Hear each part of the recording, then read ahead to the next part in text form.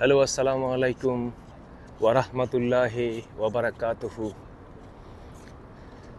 আজকে মদিনা শরীফ থেকে 310 number gate দিয়ে এসে মসজিদুল কুবার রাস্তা দিয়ে এসে আজকে আমি মসজিদুল কুবা স্থামক গ্রামের যেই প্রাকৃতিক সৌন্দর্য এই ভিডিওতে তুলে ধরার চেষ্টা করব। আমি এখন যাচ্ছি ইসলামের প্রথম মসজিদুল জুমা। পাশের রাস্তার দুই ধারে রয়েছে প্রাকৃতিক সৌন্দর্য, গাছগাছালি, ফুল ফল গাছ। আপনারা দেখতে পাচ্ছেন ইসলামের প্রথম জুমার মসজিদ।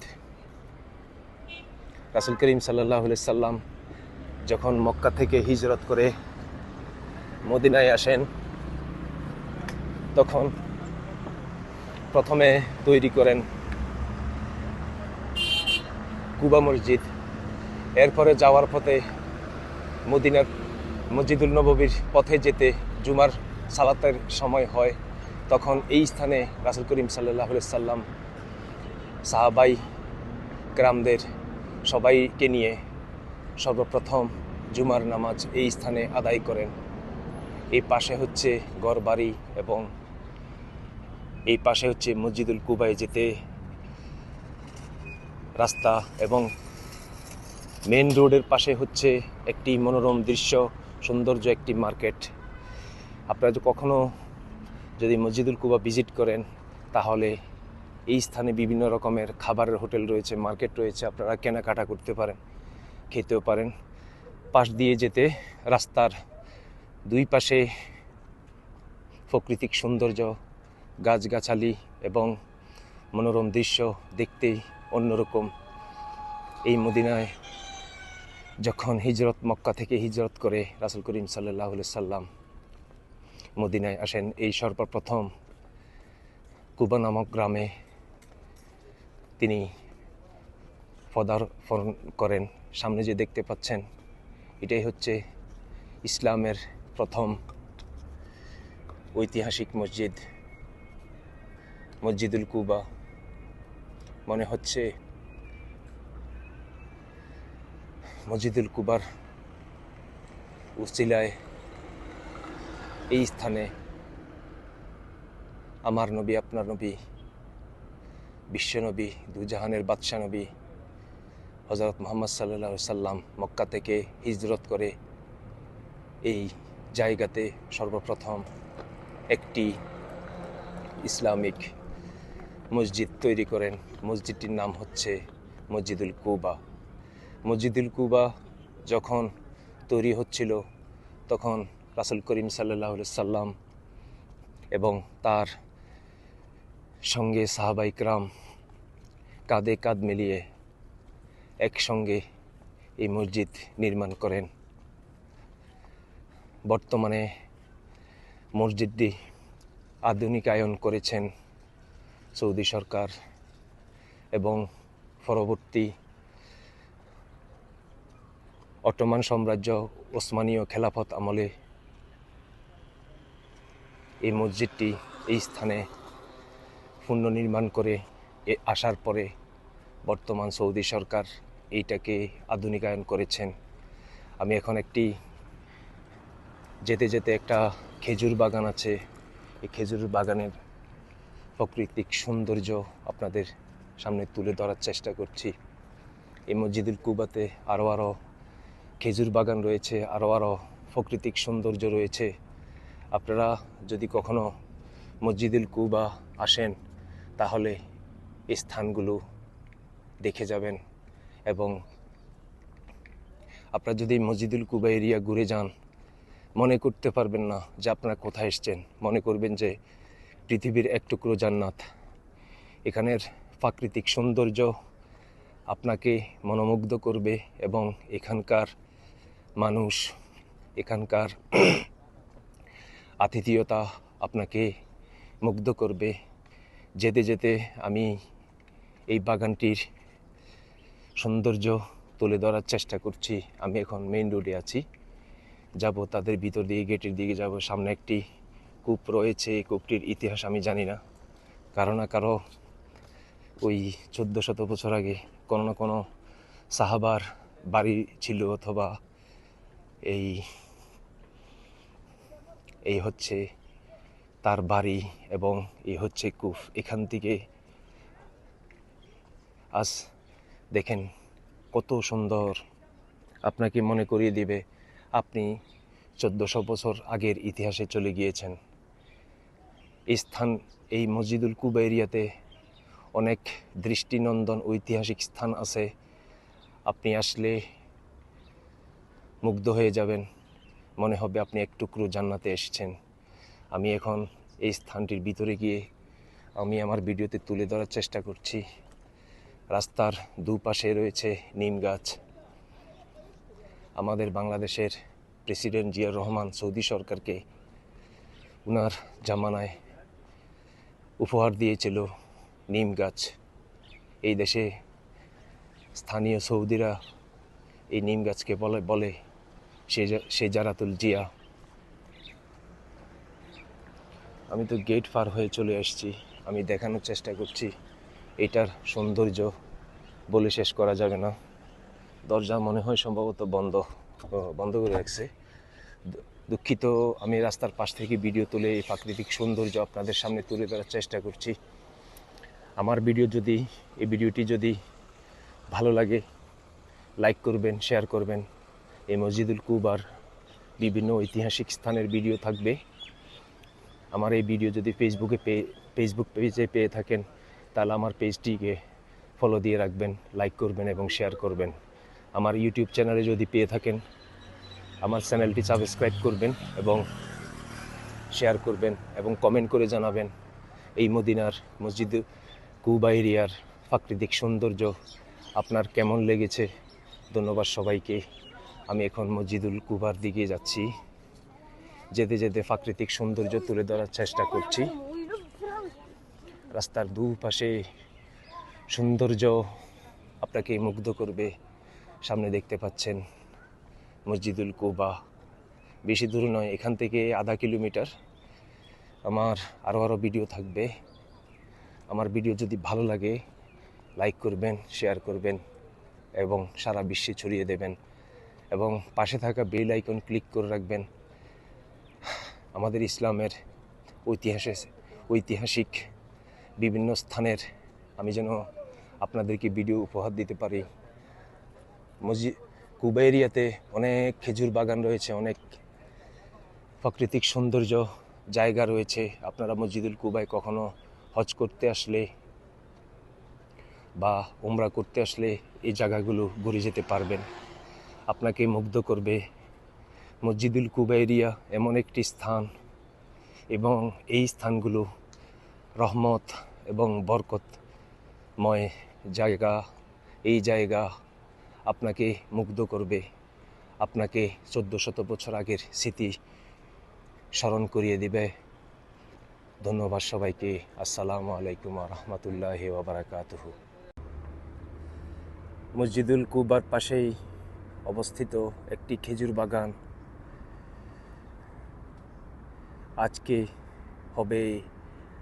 আজকের ভিডিওগুলো মসজিদুল কুবার প্রাকৃতিক সৌন্দর্য নিয়ে আমি কথা বলবো।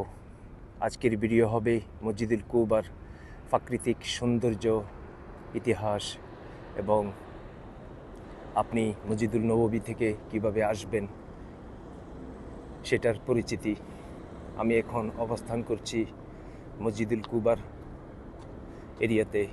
সামনে দেখতে পাচ্ছেন ইসলামের প্রথম মসজিদুল কুবা। এবং এই কুবা স্থানে যখন রাসূল করিম সাল্লাল্লাহু আলাইহি সাল্লাম মক্কা থেকে হিজরত করে এসেছিলেন, এটা হচ্ছে কুবায় মক্কা থেকে হিজরত করে আসার কুবার রাস্তা। এই রাস্তা দিয়ে মদিনায় আগমন করেছিলেন রাসূল করিম সাল্লাল্লাহু আলাইহি সাল্লাম। বর্তমানে সৌদি সরকার আধুনিকায়ন করে এই রাস্তাটিকে হাইওয়ে রাস্তা হিসাবে চালু করেছেন। পাশে যে একটা খেজুর বাগান দেখতে পাচ্ছেন, আমি সেই দিকেই যাচ্ছি। আপনি মসজিদুল কুবায় যদি আসেন, আপনি বুঝতেই পারবেন না আপনি কোথায় আসছেন। মনে করবেন যে এই মদিনার একটি জান্নাতের টুকরা। এই কুবার প্রাকৃতিক সৌন্দর্য আপনাকে মুগ্ধ করবে, আপনাকে বারবার আসতে, আপনাকে উৎফুল্ল করবে। আপনি মনেই করতে পারবেন না আপনি কোথায় এসছেন। আমি পাশ দিয়ে গিয়ে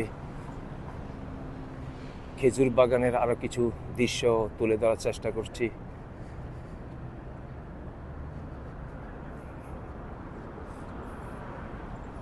এইটাকে বলা হয় তরিকাল হিজরা, অর্থাৎ হিজরা রোড। আমি এই পাশ দিয়ে আসলাম, অর্থাৎ এখানে দুটি স্থান রয়েছে। রাসূল করিম সাল্লাল্লাহু আলাইহি সাল্লাম যখন কুবায় আসেন, এই জায়গাতে তিনি বিশ্রাম নিয়েছেন। এখানে 17 থেকে 18 দিন এই কুবা স্থানে তিনি রয়েছিলেন। এটা একটা মিউজিয়াম। আপনাকে সিনেমার পর্দার মতো আপনাকে বিশাল টিকিট, এই স্থানে আপনি ইসলামিক ইতিহাস সম্বন্ধে জানতে পারবেন।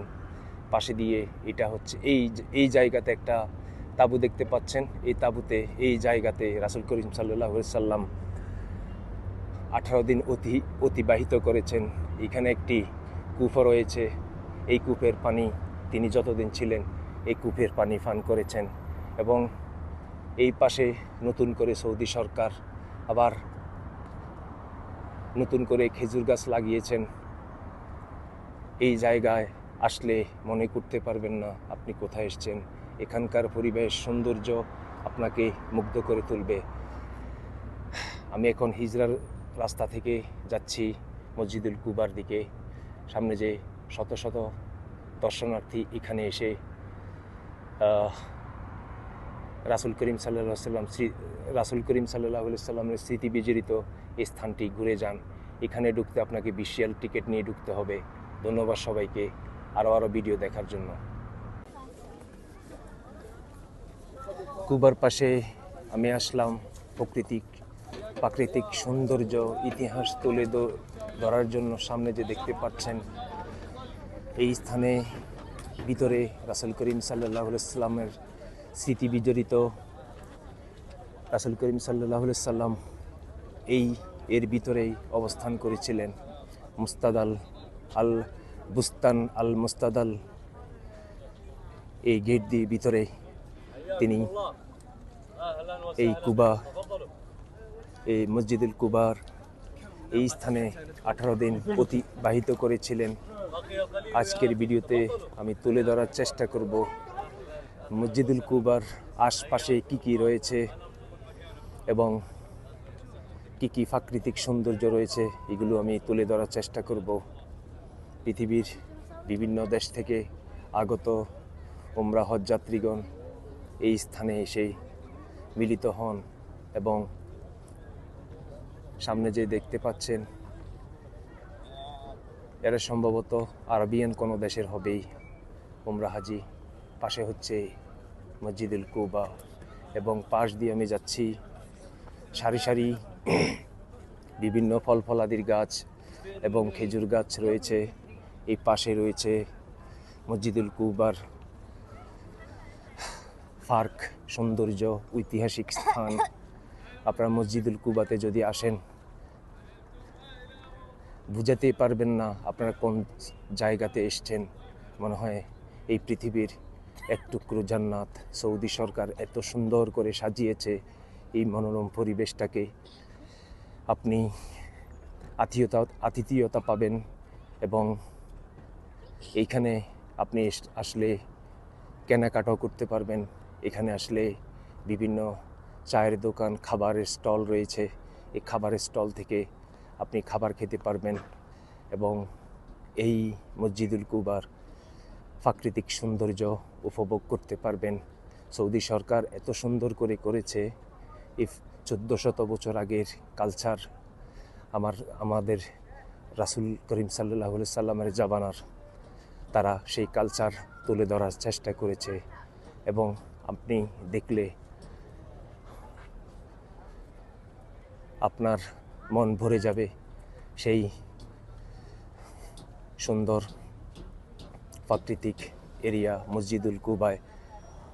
আমি এই সৌন্দর্য বলে শেষ করতে পারবো না। আশপাশ দিয়ে আপনি চায়ের স্টল এবং খাবারের দোকান পাবেন, জুসের দোকান পাবেন, এবং পাশে চারপাশ দিয়ে খেজুর বাগান এবং সৌন্দর্য, ঐতিহাসিক বিভিন্ন স্থান রয়েছে। কোনটা কি স্থান আমি সেটা জানি না, আমি শুধু জানি মসজিদুল কুবা। এখানে যারা স্থানীয় বাসিন্দা রয়েছে তারা নিজেরাও জানে না এইখানে কোন কোন স্থানে রাসূল করিম সাল্লাল্লাহু আলাইহি সাল্লাম এবং সাহাবায়ে কেরামদের স্মৃতি বিজড়িত জায়গা, কোন কোন স্থানে কি হয়েছে তারা সঠিক জানে না। সামনে একটি ঘর দেখতে পাচ্ছেন, পিছনে হচ্ছে খেজুর বাগান এবং হাইওয়ে রোড। চারপাশ এত সৌন্দর্য বলে বোঝা যাবে না, বলে শেষ করা যাবে না। এখানে আসলে আপনি মুগ্ধ হয়ে যাবেন মদিনার সৌন্দর্য, কুবার সৌন্দর্য, পৃথিবীর আবহাওয়া থেকে। এবং মদিনার আবহাওয়া পৃথিবীর বিভিন্ন স্থানের আবহাওয়া এক নয়। এখানে গরমের সময় গরম যে গরম হয়, এত গরম আপনি কিন্তু গরমটাকে মনে করতে পারবেন না, এত গরম। সামনে দেখতে পাচ্ছেন সারি সারি খেজুর গাছ, মানুষজন আসছে বিভিন্ন দেশ থেকে এবং এখানে কাজ চলছে আরও প্রাকৃতিক সৌন্দর্য সুন্দর করার জন্য। পাশে দিয়ে একটা নামাজ পড়ার স্থান, ছাতার আকারে যে ছাতা বানিয়েছে নামাজ পড়ার স্থান, পাশে আরও নামাজ পড়ার স্থান রয়েছে। আজকে বীরে গার্সের ভিডিও আপনারা পাবেন। রাসূল করিম সাল্লাল্লাহু আলাইহি সাল্লাম এই বীরে গার্সের পানীয় পান করেছেন এবং তিনি যখন ওফাত বরণ করেন, এই বীরে গার্সের পানি দিয়ে রাসূল করিম সাল্লাল্লাহু আলাইহি সাল্লামের শরীর মোবারক গোসল করানো হয় এই বীরে গার্সের পানি দিয়ে। ধন্যবাদ সবাইকে। আসসালামু আলাইকুম ওয়া রাহমাতুল্লাহি ওয়া বারাকাতুহু।